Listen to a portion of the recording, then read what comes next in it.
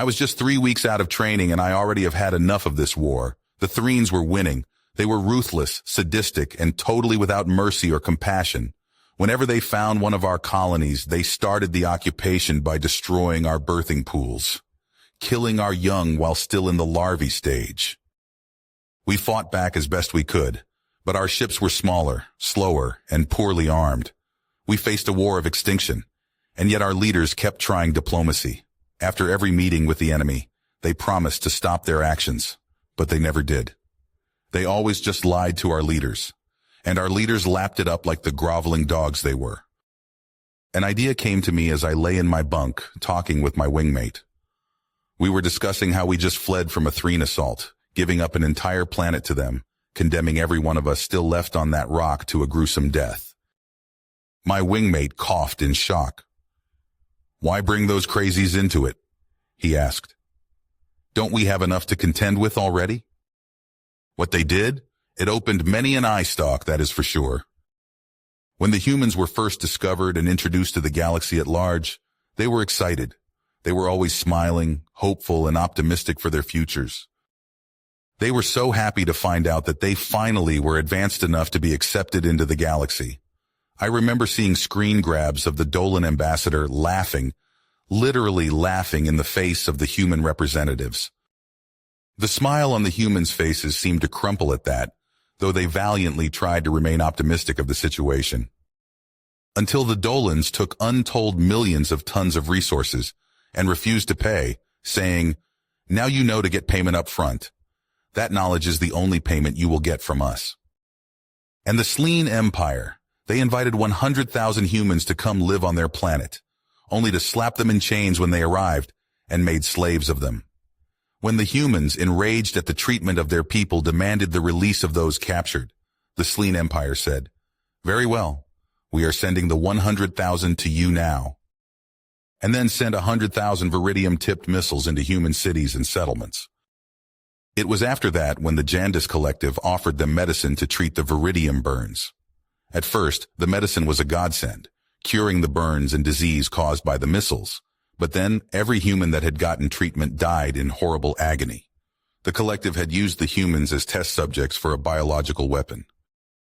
The humans, after this, cut off all contact with the galaxy at large. They had become a laughing stock and were the butt of many a joke and insult. They refused any ship, left any hail unanswered, and never left their own area of space. But 2 of their years later, they opened channels to the galaxy and broadcast this message.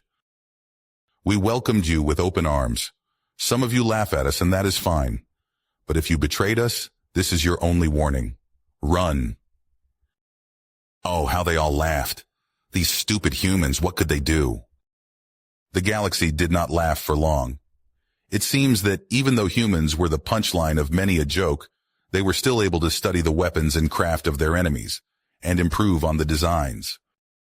The first sign that the humans might be a force to be reckoned with was when all 7 of the Sleen Empire core worlds were bombarded with tens of thousands of a new type of Viridium missile, ones which seemed to react violently with the atmosphere itself, making the air unbreathable, and saw people immolated where they stood, even 1,000 miles from where the missile hit.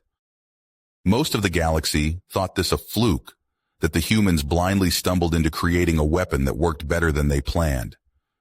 But when the Jandis Collective began to fall sick, world after world of collective members dying in agony from a disease so potent it caused necrosis of the skin to where body parts started to fall off the infected, the galaxy realized this was indeed the humans exacting revenge. Medical teams from many worlds studied the virus, and it seemed the Jandis Collective's own disease they used on the humans was mutated with a human disease called leprosy, and the result was disastrous. The galaxy at large called on the humans, begged them to stop their warfare, and none so loud as the Dolans. They apologized to the humans, offered to pay back what they owed double. They waited in fear for the human response, and when over a dozen large ships appeared in the skies above the Dolan homeworld, seemingly out of nowhere, the Dolans were heard from no more. Their world was laid waste. And the humans sent out one last message over 600 years ago. "Do not come near human space. Do not approach us. Do not contact us. Do not even mention us. If any ship approaches, be it a vessel of peace or war, it will be destroyed. There will be no further warning. The galaxy's races, of course, assembled for war. How dare this upstart race order them what to do? So thousands of ships flew to human space to wage war. Not one of them returned, not one. Over the centuries, envoys have been sent to human space, all with the same result. The ship's engines would cut out for no reason, then the ship would be destroyed. The humans were right, I repeated. Everyone else in this galaxy sit there and watch us die, slowly at the hands of the Threen. They do nothing. We would all be better off if we were just left alone. We would be better off if we were like the humans. And I stopped. My wingmate scoffed, but an idea had been planted in my head. A wild, crazy idea, but no more crazy than flying off under gun to fight a more powerful opponent. Tomorrow, I would fly for human space. Tomorrow, I would do what no one dared to do for centuries. It is no small wonder that when I flew off, away from battle, my superiors thought me a coward. They threatened me with death if I did not return with their ship, but I was already light years from their grasp. My ship was, after all, the fastest single-manned vehicle my race possessed. Even as fast as it was, it took weeks for me to near what we all thought was human-controlled space.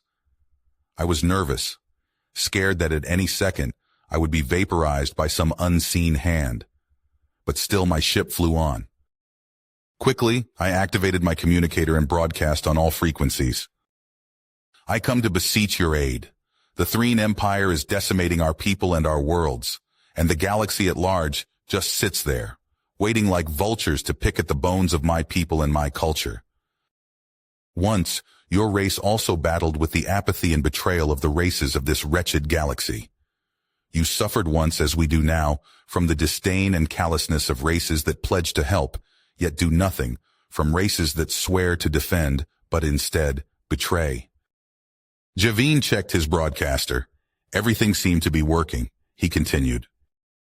We were discovered as a world a century after you had left the galaxy. We never had the opportunity to know you, but I know of you. The old races speak your names in fear, as the only race to stand up to the evil that permeates the very core of this expanse of space. I know why you turned your back on the other races. I understand, as my race is betrayed just as yours was. But you can help us bring an end to the way things are. How can you sit on the sidelines, doing nothing while peaceful worlds burn? How can you be so cruel? He sat in fear, waiting for his death, when without warning his engines came back online. Confused, he looked around, wondering what was happening, when across his communicator a single word scrawled from right to left. Slamming his fist down in anger and frustration, Javine roared into his communicator. And with that, Javine ran to the engine room, ripped his sidearm from his holster, and fired it into the FTL engine that was his only way home. His only escape. His last hope. He fired until his weapon was dry, and the engine was little more than a pile of smoking slag metal. Cowards, you will not shoot me in the back. Look me in the eye stalks if you are going to kill me and be done with it. In a fit of rage, Javine smashed his empty sidearm into the communicator again and again. Now it truly would be silent. 2 days later, Javine's ship still floated dead in space. He sat on the floor, hugging his legs to his chest and still bristling with anger. He regretted his rash decision and wished he had died fighting the Threen. At least that death would have meaning. It was then that he felt a strange vibration. He looked up and around, trying to discern its source, when a strange voice, a human voice, but speaking perfect Balkan, seemed to fill his head, emanating from all around him. Pilot Javine of the Balkan Empire, I extend you greetings, the voice said. We have heard your request for aid in your conflict, and having spent the last days researching your plight, we, the Terran Empire, gladly offer you our unconditional assistance. Javine sat stunned, mouth agape. Please stand by for your vessel to be taken aboard the UES Kavik for repairs. Your thanks are not necessary, came the reply. In fact, we owe you an apology. We have distrusted the other races for so long, we forgot what it was like to be facing them alone. You reminded us of something we long thought was impossible. And with that, the word stopped, and Javine saw from his view Port 6 large angular vessels shimmer and appear from seemingly nowhere, huge and bristling with weapons. If you finished this story, please subscribe and like the video. Then leave a comment that says, "I liked the story," and I will heart every single one of them. It really helps me. Thank you for your time.